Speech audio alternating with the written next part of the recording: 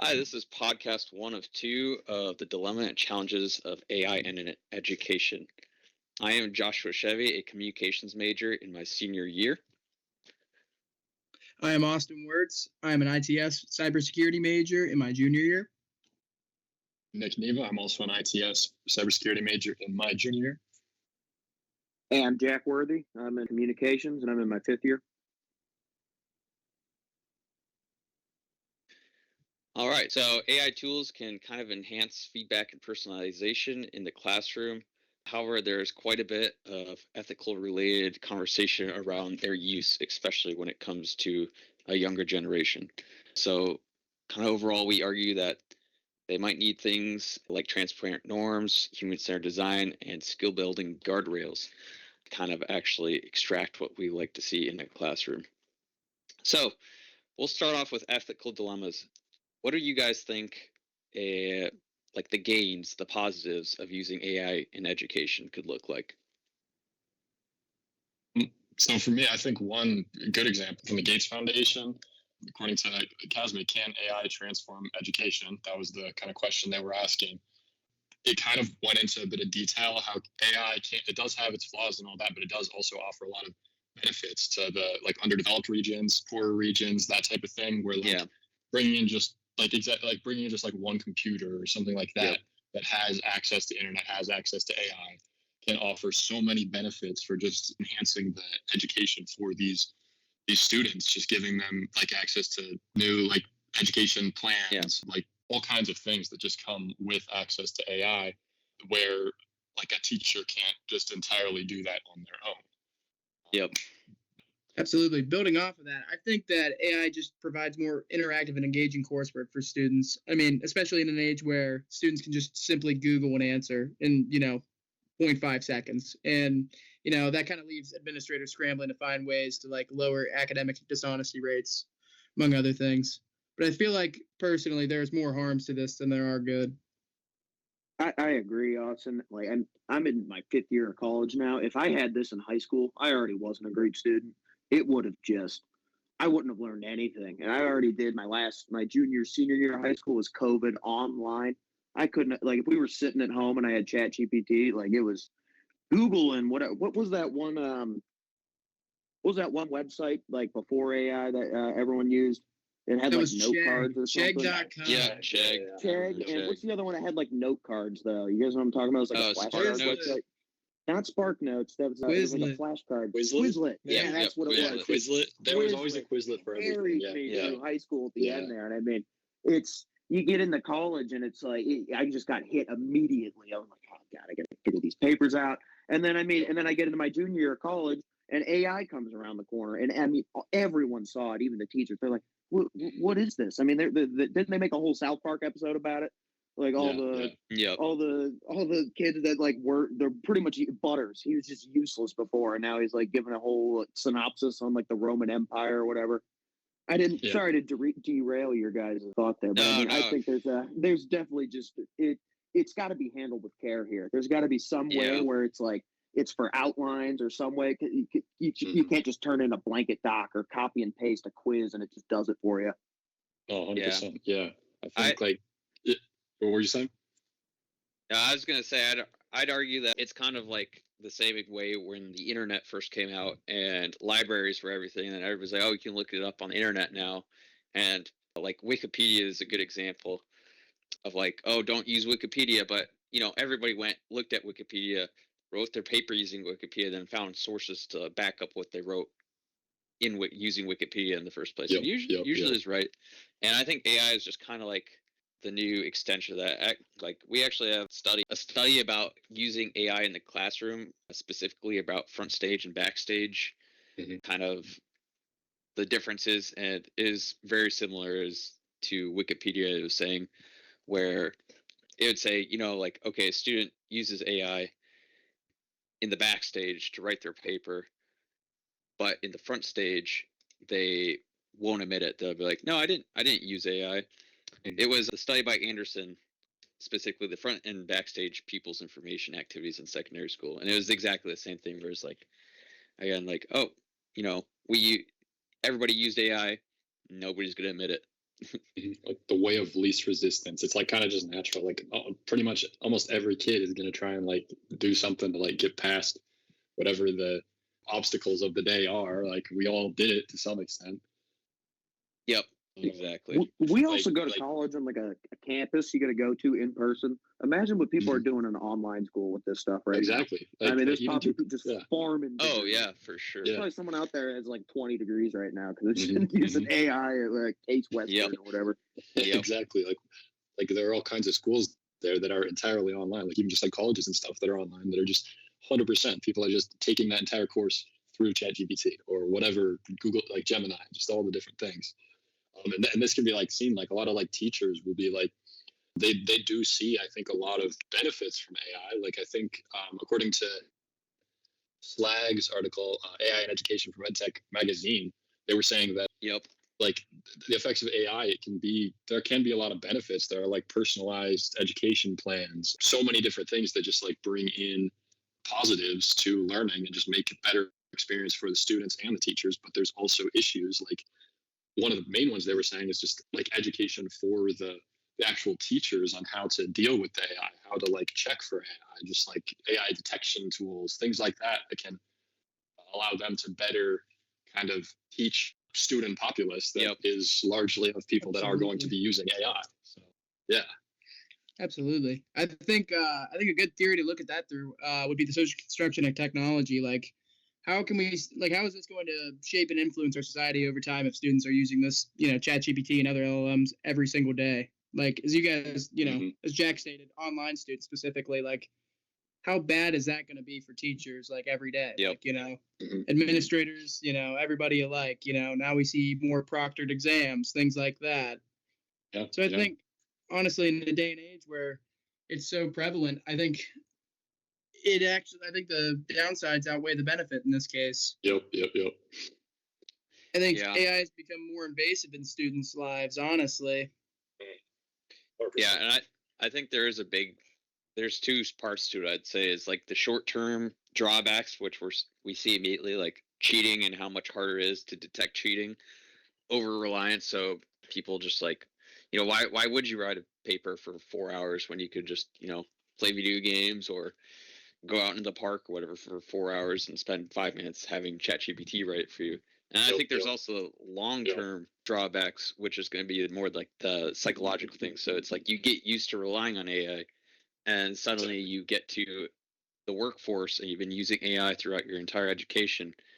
If they don't let you use AI in the workforce, whatever job you may be at, what are you going to do?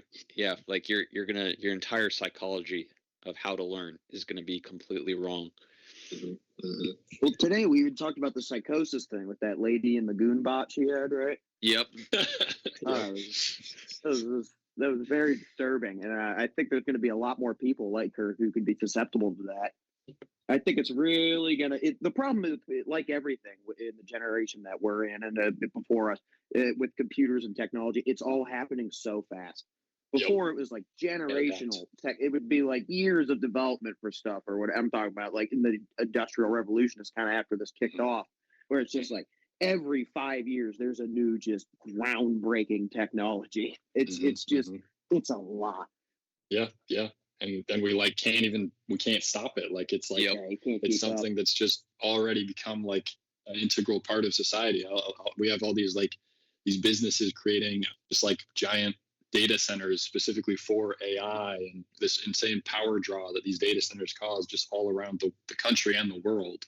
That the U.S. Department of Education did kind of a report and analysis kind of on it. And I mean, they basically were just accepting that AI is going to be a part of life, part of education especially. They basically kind of put together just an entire report on how best to kind of integrate AI into education and how to just good strategies to make it work well and policies that lawmakers can put in and just ways that teachers can work with it better. So it's just something that we can't really stop at this point. Yeah. People using AI in college are going to join the workforce. Like, what percentage in any industry are their employees going to be reliant on AI, proving them inept, and then we're going to have to be more reliant on AI to replace those jobs? You know what I mean? Like, it's two parts where the AI is going to just corrupt the human beings, but Yep. also take the jobs of the human. It's going to be Wall-E. We're all going to be Exactly. riding around on These Yeah. wheelchairs, badasses. with milkshakes, because the AI will run everything. For sure. And tying back to what you said about the front and back stage of people, how are these people interacting on the front stage with their employers in the backstage? Like, how are they applying to these jobs? How are they, Yep. like in the case of, computer science workers, many of them have like almost like quizzes for interviews. Like they had to Mhm. perform a task, and Yeah, that's leak code essentially, like a leak code question. Mhm. Like, Yeah, how is it affecting employers when they get there? Yep. Yeah.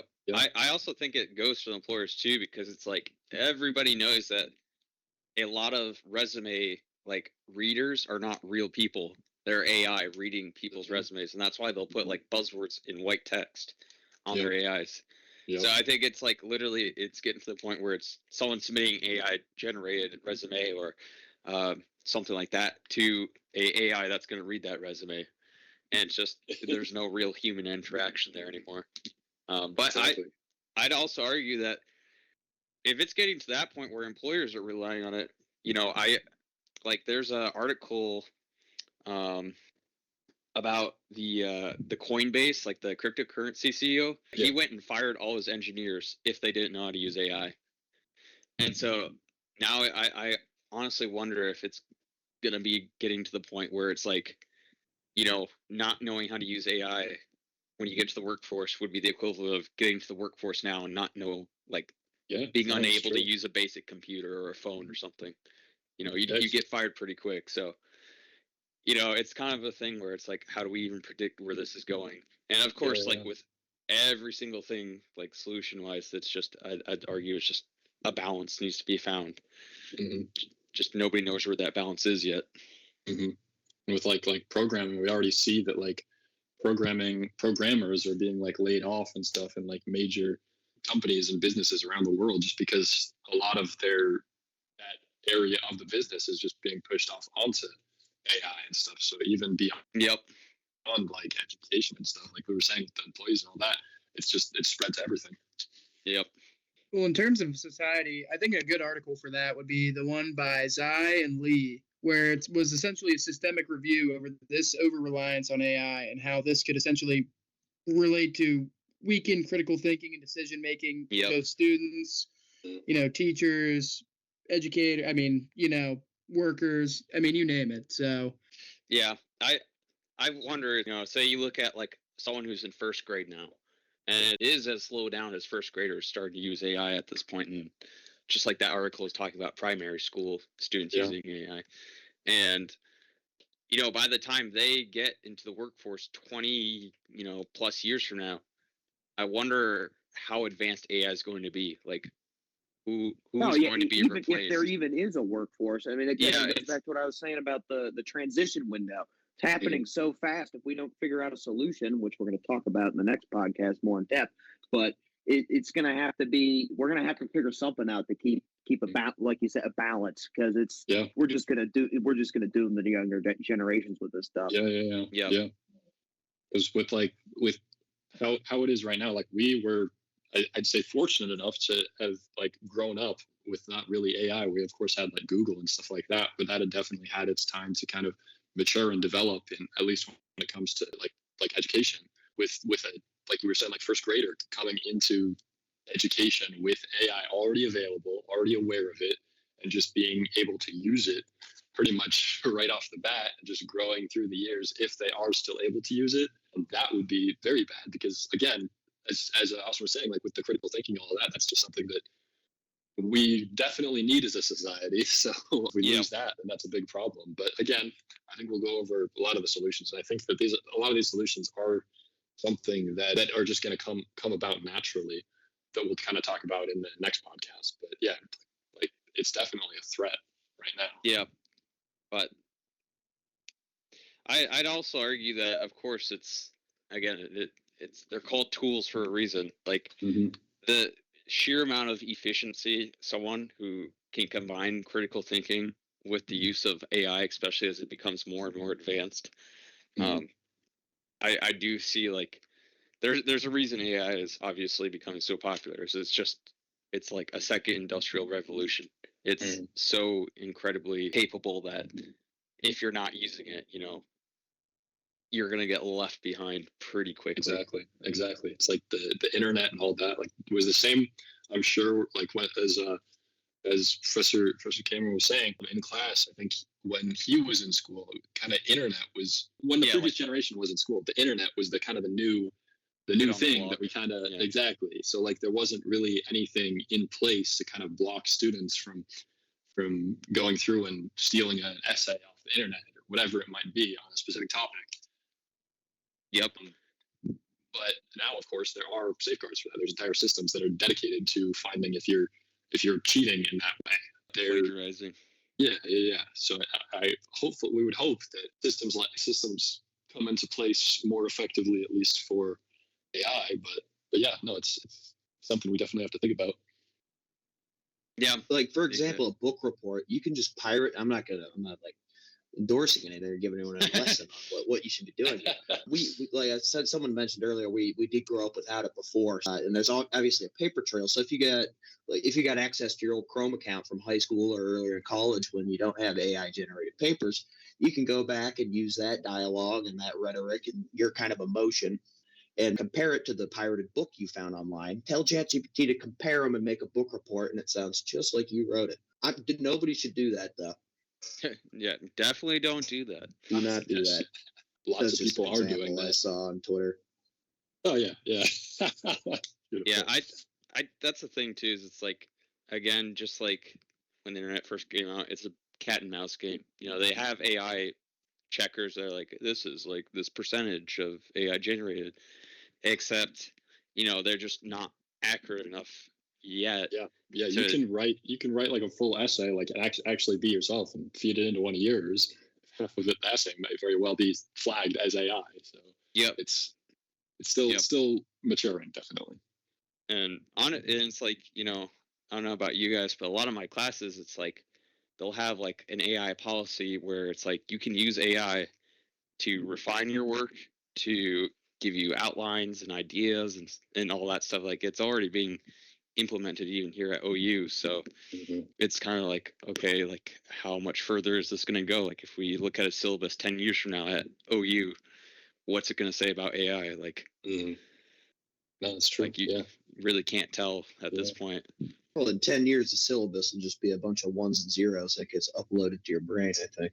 Yep, our brain chips. Can't wait for that. But all right, I'd say that. I think that's good. I think we started to kind of overview of some of the. Yep. So this concludes our podcast 1 about the use of AI in education, and we look forward to seeing you in podcast 2.